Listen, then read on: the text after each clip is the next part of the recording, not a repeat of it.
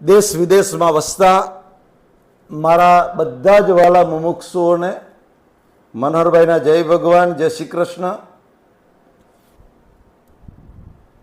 આપણો જે લાઈવ સત્સંગ દર રવિવારે રાખ્યો છે એમાં એટલા માટે કે જે લોકો પ્રત્યક્ષ સ્નેહ મિલનમાં નથી આવી શક્યા અને હું પણ જઈ શક્યો નથી, એટલે આપણે સોશિયલ મીડિયાના માધ્યમ દ્વારા એકબીજાને મળી શકાય, એ જ ઉદ્દેશ છે આનો. આજે જે આપણે વાત કરવી છે એ ધ્યાન ઉપર વાત કરીએ. બરાબર સાંભળજો. ધ્યાન કોને કહેવાય? આમ તો આપણે 12મો અધ્યાય ચાલે છે, પણ 12મા અધ્યાયમાં સંતોષ ઉપર આપણે 2 એપિસોડ તમે સાંભળ્યા, સંતોષ અને લોભ, એ બેની. હવે ધ્યાન, આમ તો આપણે બધા કહીએ છીએ કે યોગમાં પણ ધ્યાન કરવાનું આવે છે. પછી સ્વાભાવિક છે કે આપણે માળા કરતા હોઈએ, મન ચિત્તની એકાગ્રતા માટે ધ્યાનના 2 પ્રકાર છે, બરાબર સમજી લેજો. એક લૌકિક ધ્યાન અને બીજું અલૌકિક ધ્યાન. લૌકિક ધ્યાનને ધર્મ ધ્યાન કહેવાય અને અલૌકિક ધ્યાન છે એને શુક્લ ધ્યાન કહેવાય. આ 2 પ્રકારના ધ્યાન છે. એકમાં ક્રિયા છે, એકમાં દ્રષ્ટિ છે. જે ધર્મ ધ્યાન છે એનાથી પુણ્ય બંધાય, ચિત્તની એકાગ્રતા થાય. એ જે ધ્યાન છે એ આવતા ભવે કેરી ફોરવર્ડ નથી થતું. લૌકિક ધ્યાન ક્યારેય ના થાય, કે લૌકિક ધ્યાન એ વિનાશી ધ્યાન છે. એનું જે ફળ મળે છે એ પણ વિનાશી છે. ચિત્તની એકાગ્રતા, કારણ કે ચિત્ત એ તો પ્રકૃતિનો ભાગ છે. મન, બુદ્ધિ, ચિત્ત, અહંકાર જે અંતઃકરણ છે પ્રકૃતિનો ભાગ છે. એટલે લૌકિક ધ્યાન આપણે કરતા હોય તો ખોટું નથી, એને છોડવાનું પણ નથી, પણ એ આપણી પ્રકૃતિ માટે છે, ચિત્તની શાંતિ માટે છે.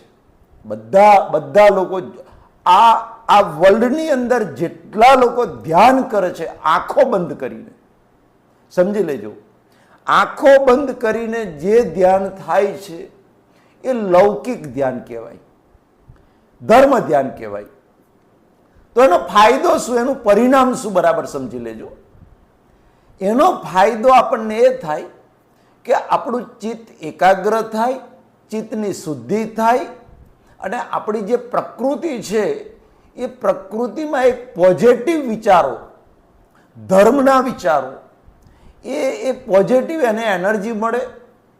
અને બીજું કે 90% 95% પણ જો આપણે બેઠા હશું કોઈ વખત ધ્યાનમાં,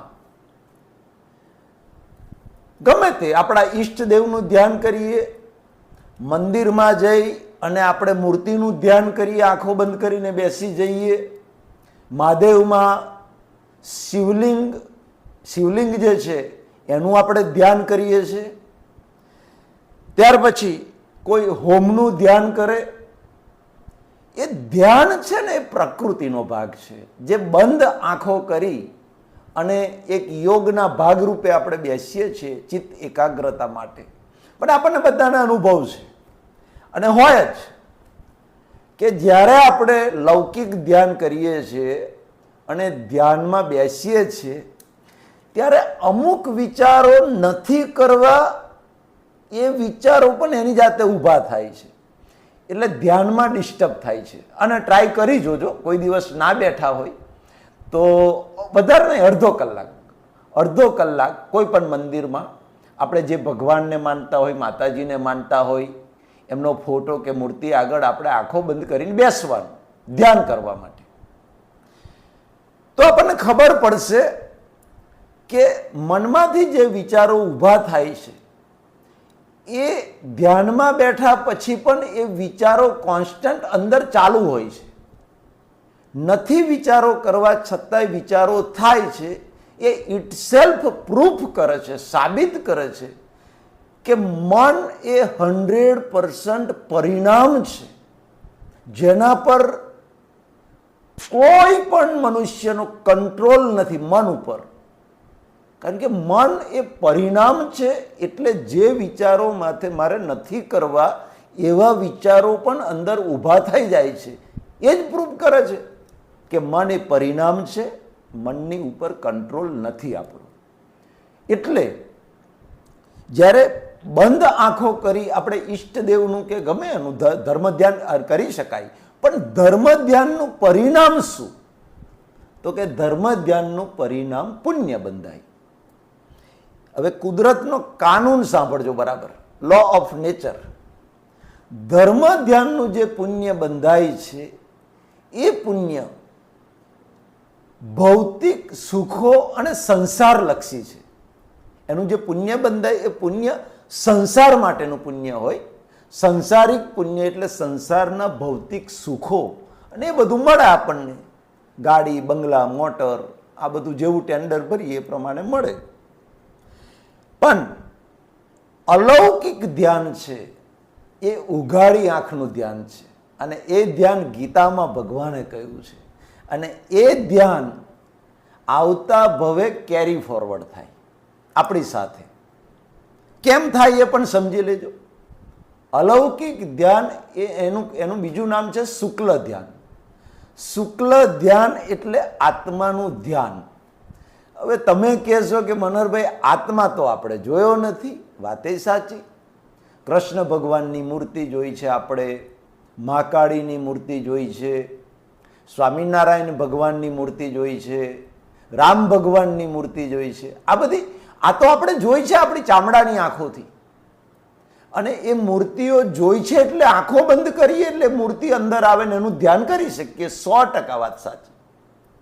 પણ કે આત્મા તો જોયો નથી, તો એનું ધ્યાન કેવી રીતે કરવું?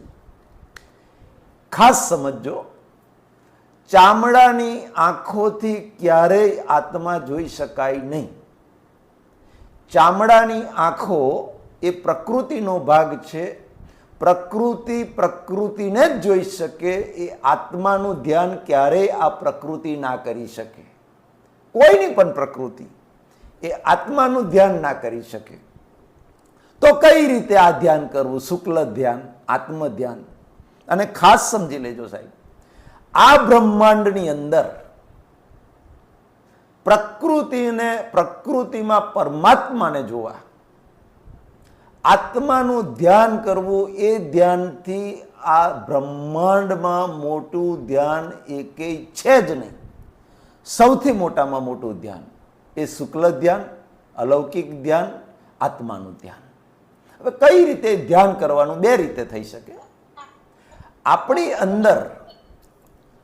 આપણી અંદર જે પરમાત્મા બેઠા છે, આપણી અંદર જે ચેતન તત્વ છે, એ ચેતન તત્વ આંખો બંધ કરી નવરા બેઠા હોય ત્યારે પણ શરીરથી હું જુદો છું.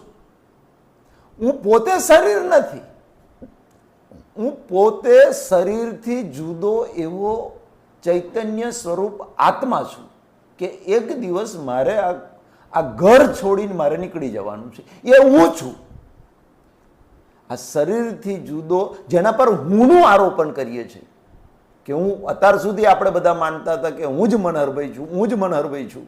પ્રકૃતિને જ પોતાનું સ્વરૂપ માનતા હતા. હવે ખબર પડી કે ના, પ્રકૃતિના અંદર જે મારું અસ્તિત્વ છે, ચૈતન્ય સ્વરૂપ, અકર્તા, અવિનાશી, જે આત્માના ઘણા ગુણો છે, આપણે બીજા અધ્યાયમાં જોયા હતા, તો એ મારું સ્વરૂપ છે. આવી દ્રષ્ટિ ઊભી થવી, પોતાના સ્વરૂપની દ્રષ્ટિ, શરીરથી હું જુદો છું, એ દ્રષ્ટિ જ્યારે ઊભી થાય એને અલૌકિક ધ્યાન અથવા તો આત્મ ધ્યાન અથવા તો શુક્લ ધ્યાન કહ્યું. શુક્લ ધ્યાન હંમેશા ઉઘાડી આંખે થાય. અને પેલું જે મેં ધ્યાન કહ્યું ધર્મ ધ્યાન, એ બંધ આંખે ધ્યાન થાય. એ તમારે પદ્માસનમાં બેસવું પડે, આંખો બંધ કરવી પડે, અને પછી આપણા ઈષ્ટદેવનું ગમે એનું આપણે હોમનું ધ્યાન ધરીએ તો એ ધર્મ ધ્યાન છે, એ બંધ આંખનું ધ્યાન છે. અને ઉઘાડી આંખનું ધ્યાન એ શુક્લ ધ્યાન છે. ગીતામાં ભગવાને કહ્યું કે અર્જુન, જે બધામાં મને જુએ છે અને મારામાં બધું જુએ છે, એ સાચું જુએ છે, તો એ દ્રષ્ટિ ક્યારે ઊભી થાય? તો કે જેવી રીતે મારી અંદર બે એલિમેન્ટ છે, બે તત્વો છે, એક બાજુ ચેતન છે, એક બાજુ જળ છે. આ જળ અને ચેતનના ભેગા થવાથી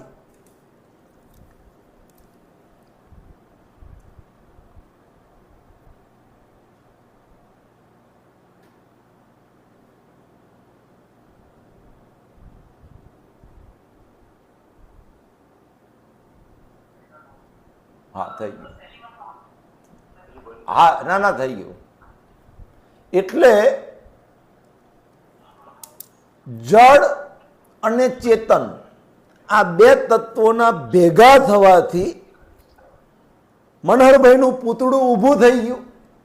ફોર એક્ઝામ્પલ સાંભળજો બરાબર, દરિયાનું પાણી અને સૂરજનો સૂર્યપ્રકાશ, સૂર્યપ્રકાશ અને પાણી ભેગા થવાથી ત્રીજું વાદળ ઊભું થઈ ગયું.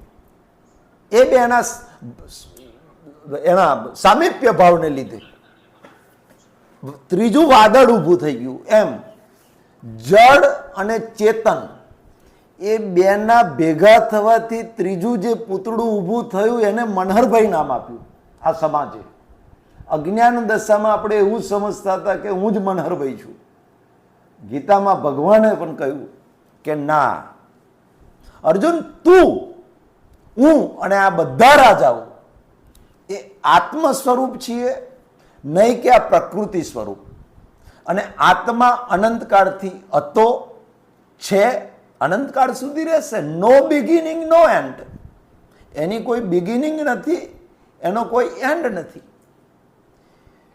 તો આવા આત્માનું ધ્યાન કેવી રીતે કરી શકાય?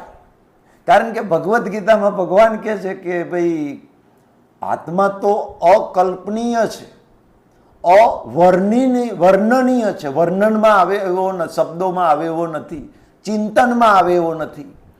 માત્ર કલ્પિત દ્રષ્ટિથી, અંદરની જ્ઞાન દ્રષ્ટિથી જીવ માત્રમાં, એ પછી કૂતરું હોય, ગધેડું હોય, કીડી હોય, હાથી હોય, મારો મિત્ર હોય, પાડોશી હોય, દુશ્મન હોય, મારી પત્ની હોય, મારા બાળકો હોય, મારા મા બાપ હોય, ભાઈઓ હોય, બહેનો હોય, જેમાં ચેતન તત્વ છે, જે ચેતન તત્વ છે એમાં આ ચામડાની આંખોથી પ્રકૃતિ દેખાવી જોઈએ અને અંદરની જ્ઞાન દ્રષ્ટિથી જીવ માત્રની અંદર રહેલા પરમાત્મા, એ તો સ્થૂળ નથી પણ કલ્પિત ભાવે આપણે કૂતરું જોયું, કૂતરું આપણા બારને કૂતરું આવીને બેઠું એટલે કૂતરાને જોતાની સાથે તરત જ ખ્યાલ, અંદર દ્રષ્ટિ ઊભી થવી જોઈએ કે આ કૂતરાની અંદર પણ ચેતન તત્વ છે, એટલે પરમાત્મા છે.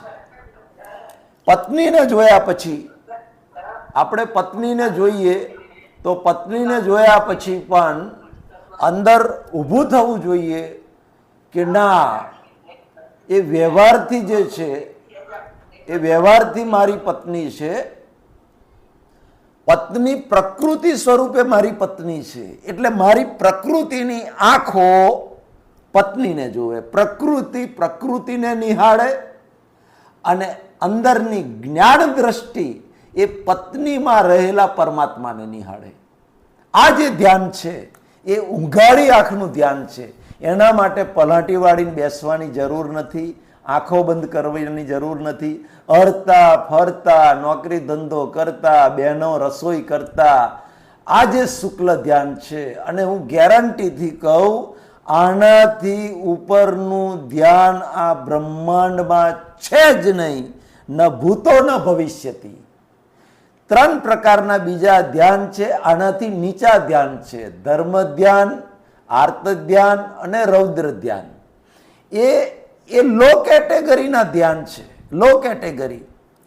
આ જે આત્માનું ધ્યાન છે, શુક્લ ધ્યાન છે, હાઈ કેટેગરીનું ધ્યાન છે. અને એ ધ્યાન તમે જેટલું કરો એ આવતા ભવે એ ધ્યાન કેરી ફોરવર્ડ થાય. કારણ કે એટલું જ્ઞાન આપણું ગાઢ થાય, આપણી દ્રષ્ટિ ગાઢ થાય, જ્ઞાન દ્રષ્ટિ.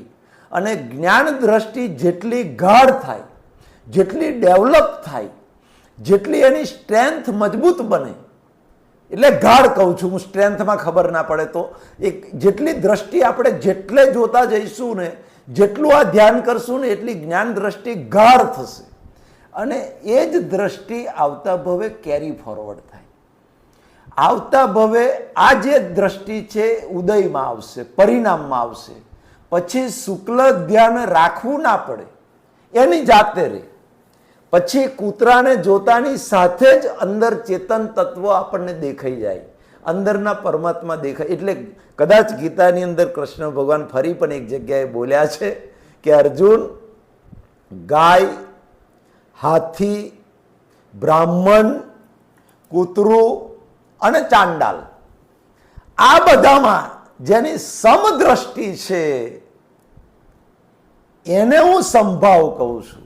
સંભાવ્ય યોગ છે, એ જ્ઞાની છે. સમદ્રષ્ટિ જુઓ ગીતામાં કયા કયા શબ્દો વાપર્યા છે, હું ફરી બોલું છું. ગાય, હાથી, કૂતરું, બ્રાહ્મણ અને ચાંડાલ, આ બધામાં સમાન દ્રષ્ટિ. સમાન દ્રષ્ટિ ક્યારે આવે?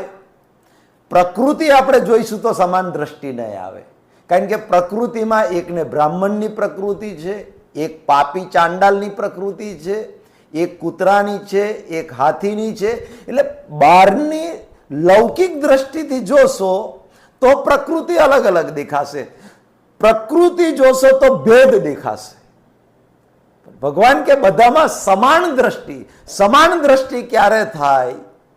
તો કે બધામાં ચૈતન્ય તત્વ, જે ચેતન તત્વ છે, કૂતરામાં છે, બ્રાહ્મણમાં છે, ચાંડાલમાં છે, હાથીમાં છે, એ ચેતન તત્વ એક સરખું છે. અને એ ચેતન તત્વને ગીતામાં ભગવાને પરમાત્મા કહ્યા છે.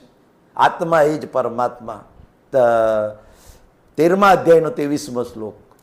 એટલે એ જ વાત કરી છે. તો ભલે બહારથી મને દેખાય મારી પત્ની છે, મારા બાળકો છે, વ્યવહાર પ્રકૃતિ તો દેખાય, એ જ રીતે વ્યવહાર થાય, પણ અંદર લક્ષમાં હોવું જોઈએ, જ્ઞાન દ્રષ્ટિમાં હોવું જોઈએ કે ના, એની અંદર પણ જે મારી અંદર પરમાત્મા છે, એ જ પરમાત્મા મારી પત્નીમાં છે, એ જ મારા બાળકોમાં છે, એ જ મારા પાડોશીમાં છે, એ જ મારા ભાઈઓમાં છે.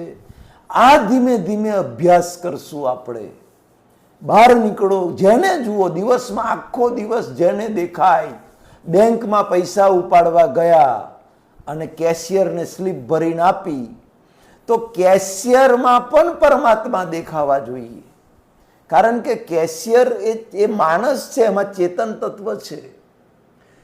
જીવ માત્રની પ્રકૃતિમાં જ્ઞાન દ્રષ્ટિથી પરમાત્મા જોવાનો અભ્યાસ કરવો, એનું નામ શુક્લ ધ્યાન, એનું નામ આત્મ ધ્યાન, એનું નામ અલૌકિક ધ્યાન. હવે તમે કહેશો કે મનહરભાઈ આ ધ્યાનનું પરિણામ શું, એનું ફળ શું? તો આ ધ્યાનનું માત્ર ને માત્ર એક જ પરિણામ હોઈ શકે, અને એ પરિણામ એટલે મુક્તિ, શાશ્વત સનાતન સુખ. શાસ્ત્રોએ જેને મોક્ષ કહ્યો છે, આનું પરિણામ જ મોક્ષ છે સાહેબ, આનું પરિણામ જ મુક્તિ. એટલે મનહરભાઈને તો જ્યારથી આ ચાવી જડી ગઈ છે ત્યારથી હું તો એ રીતે જ મારી દ્રષ્ટિ વપરાય છે. મારા વિદ્યાર્થીઓને બહારની વ્યવહારની દ્રષ્ટિએ, વ્યવહાર તો ટોપ પર હોવો જોઈએ, વ્યવહારની દ્રષ્ટિએ તો હું શિક્ષક, મારા વિદ્યાર્થીઓ મારા સ્ટુડન્ટ. પ્રકૃતિનો હિસાબ ઉકેલે, પ્રકૃતિને ભણાવે છે, પણ અંદર જ્ઞાન દ્રષ્ટિ એવી હોવી જોઈએ કે 60 બાળકો છે, એ 60 બાળકોની અંદર પરમાત્મા બેઠાલા છે. આવી માન્યતા, આવું ફિટ થઈ જવું જોઈએ. ફરી કોઈ પણ ચેતન તત્વ દેખાશે સાહેબ, તો એમાં પરમાત્મા જોવા પ્રયત્ન નહીં કરવો પડે. બિલકુલ જેવી રીતે 4 વ્હીલ ગાડી આપણે પહેલાં શીખતા હોઈએ, તો અથડાઈ જવાની બીક શીખતા હોઈએ ને તો ક્યાંય એક્સિલેટરની જગ્યાએ બ્રેક ને બ્રેકની જગ્યાએ એક્સિલેટર, જોડે વાતો કરવા કોઈ બેઠો હોય તો એની વાતોમાં ધ્યાન ના હોય, આપણું ધ્યાન પેલા એમ જ ચલાવવામાં હોય.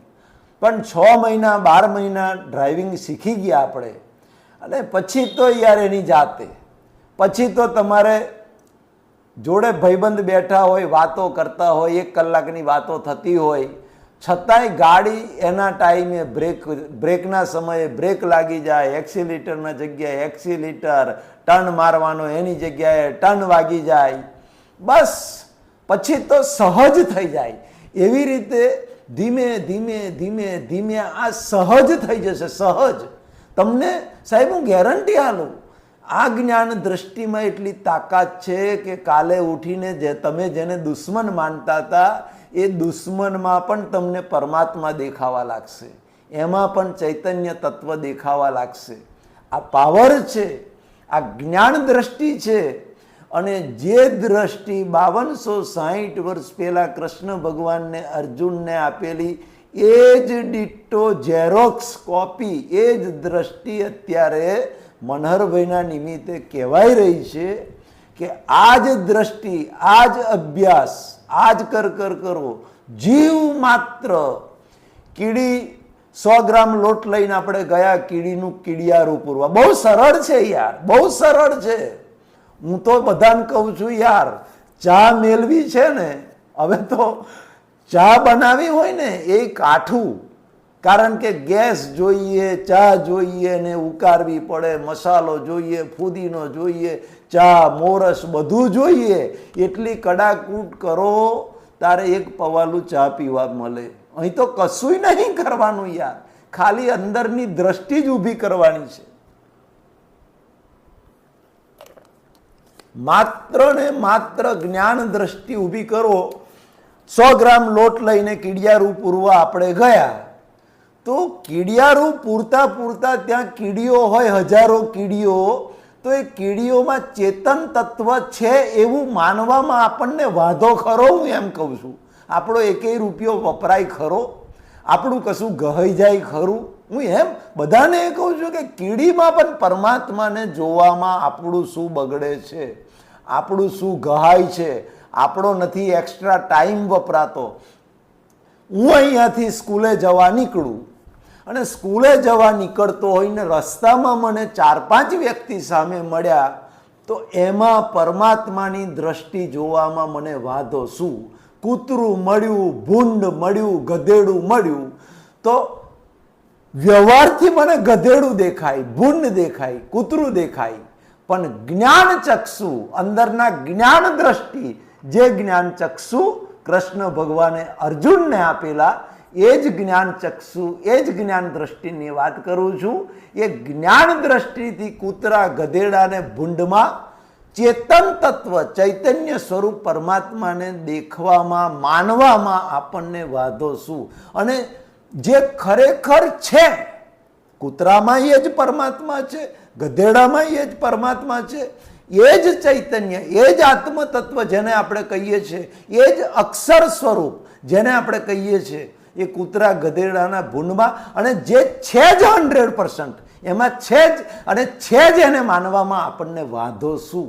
ખાલી માત્ર સાહેબ દ્રષ્ટિ બદલવાથી, અંદરની દ્રષ્ટિ, આ દુનિયાને જોવાની દ્રષ્ટિ બદલવાથી આ ભવસાગર તરી શકાય એમ છે. જન્મ મરણના ફેરામાંથી ટૂંક સમયમાં જ થોડા જ ભવોમાં છૂટી શકાય એમ છે. એટલે આ શુક્લ ધ્યાન જે છે એ જબરજસ્ત શુક્લ ધ્યાન છે. આવતીકાલથી હું તો કહું છું બધા એની પ્રેક્ટિસ ચાલુ કરી દો. પ્રેક્ટિસ કરવી પડશે, પ્રેક્ટિસ. પહેલાં તો ઉઠીને પત્નીને કહેવાનું નથી કે તું ભગવાન છું મારા માટે, એવું કહેશો ને તો પત્ની ફૂલાઈ જશે કે ઓહો મારા ઘરવાળા સુધરી ગયા, આજે મને પત્ની મને કે તારામ ભગવાન છે. બોલશો ના યાર, કંઈક હું બકરું કાઢતો ઊંટ પહેરી જશે. એટલે બોલવાનું નથી, અંદર રાખવાનું છે. બહારથી તો એને કહેવાનું કે જો હું નોકરીથી થાકીને આવ્યો અને ફર્સ્ટ ક્લાસ મસાલાવાળી 1 કપ ગોલ્ડન ચા બનાવી દે આવું આપણે કહેવાનું, નાટક તો બધું કરવાનું. એટલે કહેવાનું ચા મેલ દે, ચા મેલીને આવે એટલે આપણે ચા પીવાની. પણ પત્ની ચાનો કપ લઈને આવે ત્યારે વ્યવહારથી મારી પત્ની. પણ ભગવાન બોલ્યા ગીતામાં, અર્જુન જે બધામાં મને જુએ છે એ જ જુએ છે. હા, કદાચ ચૈતન્ય તત્વ દેખાય નહીં, જ્ઞાન દ્રષ્ટિથી ના દેખાય તો હું પહેલું પગથિયું બતાવું છું, સરળ રસ્તો, ધીમે ધીમે આગળ વધજો. ધીમે ધીમે આપણે આગળ વધવાનું છે, એકદમ ઉતાવળ નથી કરવી બિલકુલ. અને હવે તો ખાઓ પીવો, લહેર કરો, મજા કરો યાર. હવે સહેજે ઉતાવળ આળાને 2-5 ભાવ વધારે થશે શું બગડી જવાનું છે આપણું?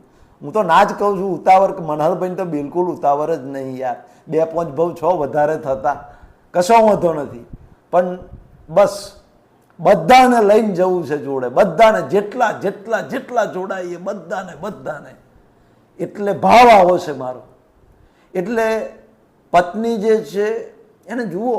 હવે કદાચ આપણું એટલું ડેવલપમેન્ટ નથી, આપણી એટલી દ્રષ્ટિ ઊભી નથી થઈ, તો આપણે જેને માનીએ છીએ એને તો જોઈ શકીએ નહીં યાર. જે ઈષ્ટદેવને માનીએ છીએ, હું કૃષ્ણને માનું છું, હું સ્વામિનારાયણ ભગવાનને માનું છું, હું રામને માનું છું, હું મહાવીર ભગવાનને માનું છું, હું હનુમાનજીને માનું છું. જે આપણા કુળ ધર્મના ઈષ્ટદેવ હોય, અંબા માને માનું છું, મહાકાળીને. તો કમસે કમ શરૂઆત અહીંથી કરો કે પત્નીમાં મને કોણ દેખાય તો હું પરમાત્માને કોને માનું છું? તો કે હું કૃષ્ણને પરમાત્મા માનું છું. તો અંદર કૃષ્ણને જોવાનો પ્રયત્ન કરો, એવી દ્રષ્ટિ ફિટ કરો. પછી તો તમને કશું દેખાય નહીં. પછી તો આમ એની જાતે દેખાઈ જશે આત્મતત્વ, એટલે પરમાત્મા દેખાઈ જશે. પછી સહજ થઈ જશે. સહજ ગધેડું હોમે મળે તોય તમે અંદર દ્રષ્ટિ ઊભી થઈ જાય, ઉપયોગ મેલો એટલે તરત જ દેખાય કે ના આ ગધેડું છે એ તો હાડમાંસ ચામડાનું પ્રકૃતિ છે. ચામડાની આંખોથી પ્રકૃતિને જુઓ અને અંદરની જ્ઞાન દ્રષ્ટિથી બધામાં પરમાત્માને જુઓ, ચેતન તત્વને જુઓ. આ સૌથી મોટામાં મોટું ધ્યાન છે સાહેબ. એનું જે પુણ્ય બંધાય છે, કલ્પના કરી ના શકાય એવું જબરજસ્ત પુણ્ય બંધાય છે. એ પુણ્યનું પરિણામ શું? તો કે પુણ્યમાં કોઈ ઓપ્શન નથી. એ પુણ્ય સ્વયં દરેક ભવમાં મોક્ષને અનુકૂળ સંજોગો આપણને ભેગા કરે, આપણને શાશ્વત સનાતન સુખનો કોઈ જ્ઞાની પુરુષનો ભેટો કરાવે. એ જ ધ્યાન આપણને ઉત્તર ભવો ભવ ટોપ પર લઈ જશે, ઉપર લઈ જશે, નીચે પડવા નહીં દે. એટલે ખાસ યાદ રાખો. પણ આ તો શું મેં કહ્યું, ડ્રાઇવિંગ જેવું યાર. અત્યારે બધા તમે ડ્રાઇવિંગ શીખ્યા હશો, હું શીખ્યો. તો પહેલા તો ભૂલી જ જતા હતા. બ્રેકની જગ્યાએ એક્સિલેટર પર પગ મેલ દો તો ચિયાકને ઠોકી હો માર દઈએ આપણે. એ આવી ભૂલો થતી હતી. પણ પછી હવે એવી પ્રેક્ટિસ થઈ કે 500 કિલોમીટર વાતો કરતા કરતા કઈ કપાઈ જાય ખબર ના પડે, ઓટો મોડ પર આવી જાય. એવી રીતે આ જ્ઞાન દ્રષ્ટિ ઓટો મોડ પર આવી જશે, ઓટો મોડ પર. અને ઓટો મોડ પર આ દ્રષ્ટિ આવી જશે પછી તમારે નહીં જોવા હોય તો ગધેડામાંય દેખાઈ જશે પરમાત્મા, કૂતરામાંય દેખાઈ જશે, ભૂંડમાંય દેખાઈ જશે અને પત્નીમાંય દેખાઈ જશે. એ 100%, એમાં કોઈ શંકા નથી. અને આ છેલ્લામાં છેલ્લું ધ્યાન, કે એનાથી મોટું ધ્યાન આ બ્રહ્માંડમાં, આ 14 લોકમાં એનાથી મોટું એક પણ ધ્યાન નથી. આ ઊંઘાડી આંખનું ધ્યાન છે. અને એટલે મિત્રો છે ને એક વાત કરી દઉં, આ ડ્રાઇવિંગની વાત નીકળીને આપણે તો યાર ગમ્મત સાથે જ્ઞાન આપવાનું. ડ્રાઈવર નવું ડ્રાઇવિંગ આપણે બધા શીખ્યા હશું ત્યારે આવું થયું હશે કે બ્રેકની જગ્યાએ એક્સિલેટર. અમારે હમણાં મહિના પહેલાં એક જણ આખી સ્વિફ્ટ ગાડી કુદાડ દીધી ઝાડ ઉપરથી. એ આવું થયું તો મને બહુ આવું આવ્યું યાર. તો એક કાકા કોઈ દિવસ છે ને ગાડી એમાં નહોતા બેઠા, કોઈ ટ્રકમાં નહીં, કોઈ ગાડીમાં નહીં, કોઈ. આ તો પહેલાંની વાત. તો હાડું કે ટ્રકમાં બેહું, બહારગામ જવા નીકળેલા. તે ટ્રકમાં બેઠા, આડો હાથ કર્યો, ટ્રક ઊભી રાખી એટલે ટ્રકવાળો પછી પહેલી વખત ગામડાનો કાકો બેઠેલો. ધોતિયાવાળો કાકો અભણ પહેલી વાર બેઠેલો એટલે તરત, અને તો હાડું ખટારામાં બેઠો ને ટ્રકમાં આગળ બેઠો ને એટલે મજા આવી એમ તો. અરે કે શું હાડી આ ટ્રક જાય છે અને પેલો સાઈડ કાપે, બધી ભેંસો આવે ગમેથી સાઈડ, પણ એને જોયું કે આવો ખટારો ચલાવે છે તો પેલું સ્ટેરિંગથી વાળે, ટર્ન મારે, ઓવરટેક કરે, બધું કરે, પણ આ બાજુમાં દોડ્યો શું કોમ હલાવે છે? પેલા કાકાએ વિચાર કર્યો, આ એક હાથે દોડ્યો સહેજ વાર થાય ને હલાવે, સહેજ વાર થાય ને દોડ્યો હલાઈ કરે છે. એટલે એને કાકાએ મનમાં બાંધી લીધું કે મોન નામો ઓને છે ને આ દોડ્યો બહાર કાઢવો છે, પણ આ દોડ્યો નીકળતો નહીં. એટલે કાકાએ વિચાર કર્યો કે ભાઈ તારાથી દોડ્યો બહાર નહીં નીકળે, તું મથી જઈશ તોય. કારણ કે આ તો અમે તો યાર પહેલાના કે ચોખ્ખું ઘી ખાધેલા, કે ચોખ્ખું ઘી માખણ ને આ બધું ખાધેલા, ગામડાવાળામાં તાકાત હોય ને એટલી આ ડ્રાઈવરોમાં ના હોય. કે કાકો મનમાં વિચાર કરે, હા મારો બેટો કહે છે કે ગાડી ચલાવતો દોડિયાને મથે છે આ હોય, કે હલાઈ કરે છે, ભૂડાથી નહીં નીકળવાનો. આગળ એક હોટલ આવી તો હોટલ પર ખટારો ઊભો રાખ્યો. ડ્રાઈવર અને કિલેન્ડર જે છે તે હોટલમાં નાસ્તો કરવા ગયા. કાકો કે હારો રાગ આવ્યો છે, ગામડાનું પાણી બતાવી દઉં આજે, કે આ ડ્રાઈવરને કે. અને ડ્રાઈવર તે તમારે કેળે બરાબર આમ ધોતિયું છે બાંધી દીધું, ધોતિયું ઊંચું કરીને કાછડો વારી અને ફેંટો કાઢીને બરાબર તોણી બાંધી અને બે હાથે પેલો કાકો વળગ્યો દોડિયાને, ગીરના દોડિયાને હલાઈને છૂટો પાડી દીધો સાહેબ. અને આખો દોડિયો બહાર કાઢી અને ખભા ઉપર મેલી અને હોટલમાં પેલા ડ્રાઈવર કિલેન્ડર નાસ્તો કરતા હતા ત્યાં જઈને દોડિયો મેલ્યો ખાટલાની મેં. જોવો કે 1 કલાકથી મતતા હતા કાઢવા, કે ના નીકળ્યો. કે તમારથી શું નીકળે યાર, કે આ બધું ચાઇનીઝ પાણીપુરી દાબેલી ફાબેલી ખાધી હોય, તમારામાં તાકાત ના હોય. આ ચોખ્ખું ઘી ખાધેલો ગામડાનો, કે જો આ ખેંચીને કાઢી નાખ્યો ને ઘા કર્યો ખાટલા જ મેં નાખ્યો. કે આ બાપુ ભાઈડો કે જોયું કે અમારું પાણી, કે આ તો પહેલેનું ઘી ખાધેલું. માથે હાથ મેલીને પેલો કૂટ્યો. કઈ મેં કાકાને બેહાડ્યો બાપા, કે મારે તો આ 2-5 હજારની ઉઠાડી કેવોને, કે એટલે આવું બને ઘણી વખત. નહીં કહેતો, હું કહું છું અલ્યા, જો ડૉક્ટર જે દવા આલે ને એ દવાનો એ રીતે જ ઉપયોગ કરજો સાહેબ.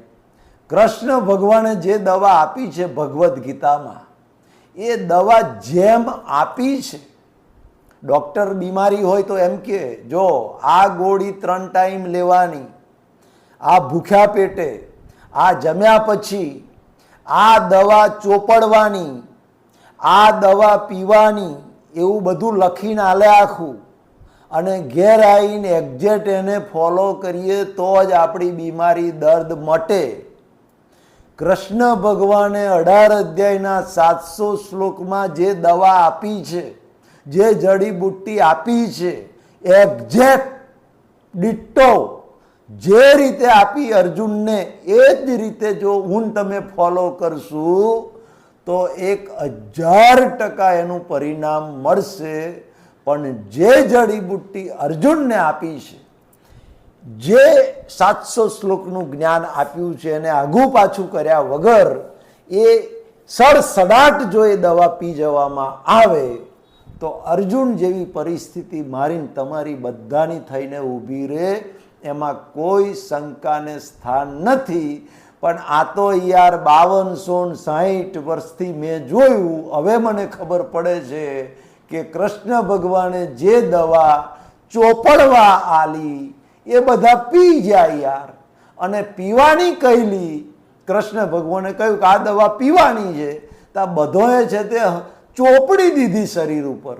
પછી બીમારી કઈ, પછી કે આધિ વ્યાધિ ઉપાધિમાં સમાધિ નથી રહેતી. પછી આખી ગીતા મોઢે કરી દીધી, આખી ગીતા વાંચી, પાઠ કર્યો, પણ છતાંય 500 રૂપિયા ખોવાઈ જાય તો ઊંઘ નથી આવતી, આખી રાત ખાટલામાં પાહો ગહવો પડે છે, તે ગહવો જ પડે ને, પણ તમે કૃષ્ણ ભગવાને જે દવા પીવાની આલી એ ચોપડી દીધી અને ચોપડવાની હતી એ પી ગયા.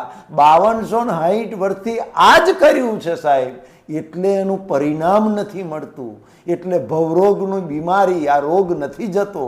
આજે ખબર પડી યાર હવે કે મનહરભાઈ જે દવા પીધી એટલે મનહરભાઈને આદિ વ્યાધિ ઉપાધિમાં સમાધિ શરૂ થવા મોડી અને મારો તાવ ઉતર્યો, મારો ભવરોગ મટ્યો.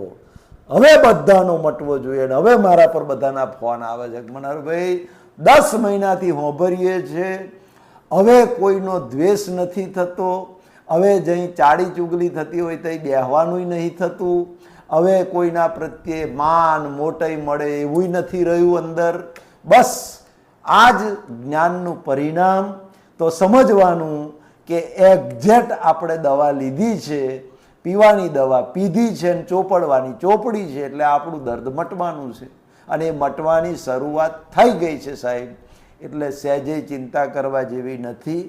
અને આ જે ધ્યાન મેં કહ્યું શુક્લ ધ્યાન, એનાથી ઉપરનું ધ્યાન નથી. ધર્મ ધ્યાન કરતા હોય તો પાપ નહીં લાગે, કરતા હોય તો છોડવાનું નહીં, અને છૂટી જાય તો પછી પકડવાનું નથી. એ જેમ ચાલે છે. કુળ ધર્મ આ પ્રકૃતિનો ધર્મ જે છે, સવારથી સાંજ સુધી, જન્મથી મોત સુધી આ પ્રકૃતિનો ધર્મ છે, એમાં આપણે કોઈ ડિસ્ટર્બન્સ કરવાનું નથી, એને કશું હલાવવાનું નથી. આ પ્રકૃતિ આંખો બંધ કરીને ધ્યાન કરવાનું લઈને આવી હોય તોય વાંધો નથી, એ ધ્યાન કરે તોય વાંધો નથી. આ પ્રકૃતિ યોગની પ્રકૃતિ હોય, રોજ સવારે અડધા કલાક યોગાસનો કરે તોય વાંધો નથી. પ્રકૃતિ એના સ્વભાવમાં વર્તે છે, આપણે આપણા સ્વભાવમાં આવી જવાનું. આપણો સ્વભાવ કયો? તો કે જીવ માત્રમાં પરમાત્માને જુઓ, આ દ્રષ્ટિ. આત્મા થઈને આત્માને જુઓ તો આ સંસારનો પાર આવશે, તો આ સંસાર ધી એન્ડ થઈ જશે. આત્મા થઈને આત્માને જુઓ યાર. આપણે પહેલા પોતે આત્મા થઈ જાઓ અને પછી જીવ માત્રમાં આત્માને જુઓ. અર્જુન, જે બધામાં મને જુએ છે, મને એટલે કૃષ્ણને નહીં, પરમાત્માને જુએ છે, પરમાત્મા સ્વરૂપને જુએ છે, એ જ સાચું જુએ છે, એ જ સાચી દ્રષ્ટિ છે સાહેબ. એટલે આજે આ એક વિઝન, આર્ટ ઓફ વિઝન આને કહું છું. આર્ટ ઓફ વિઝન, એક જોવાની દ્રષ્ટિ, અંદરની જ્ઞાન દ્રષ્ટિ આપણી ખુલ્લી થઈ. અને હવે બધામાં જીવ માત્રમાં કલ્પિત ભાવે, ચામડાની આંખોથી નહીં દેખાય, કલ્પિત ભાવે આપણે પરમાત્માને જોઈએ. અને પરમાત્માને જોવાનો જો આપણે એ કરીશું તો 100% આપણે આમાં